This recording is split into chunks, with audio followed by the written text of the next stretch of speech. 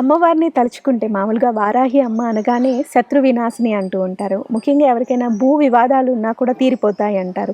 ఇంకా కోర్టు సమస్యలు, పిల్లల మాట వినట్లేరు అన్నా కూడా అమ్మవారిని తలుచుకుంటే అయిపోతుంది అంటారు. ముఖ్యంగా భార్యాభర్తల మధ్య మనస్పర్ధలు ఉన్నా కూడా ఎవరైనా సరే అమ్మవారిని అలా తలుచుకొని అమ్మవారిని మొక్కుకున్నా లేదా హోమం చేయించుకున్నా ఇలా తీరిపోతాయని విన్నాను నేను చాలాసార్లు.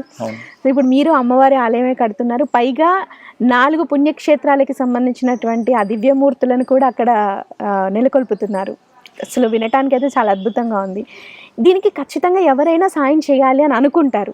కానీ మీరు చెప్పిన 500, 117 కాకుండా ఇంకేమైనా చెయ్యాలి అనుకున్న వాళ్ళకి, అంటే ఎలా చేయాలి ఏంటి అని డౌట్ ఉన్న వాళ్ళకి ఏమైనా చెప్తారా? మన కుటుంబంలో ఒక నలుగురు ఉన్నారనుకోండి, మనకి మన ఆర్థికం అంతమంది ఎలవ్ చేయట్లేదు, ఏదో కొంత అంటే మా వల్ల అవుతుంది అనుకుంటే మన కుటుంబంలో ఒక మనిషికి 50 రూపాయలు చొప్పున మినిమం 50 అనేది నేను అనుకోవడం సాధ్యమే, పెద్ద అమౌంట్ అయితే కాదు. మన కుటుంబంలో మనిషికి 50 చొప్పున ఒక సలహా అంతే.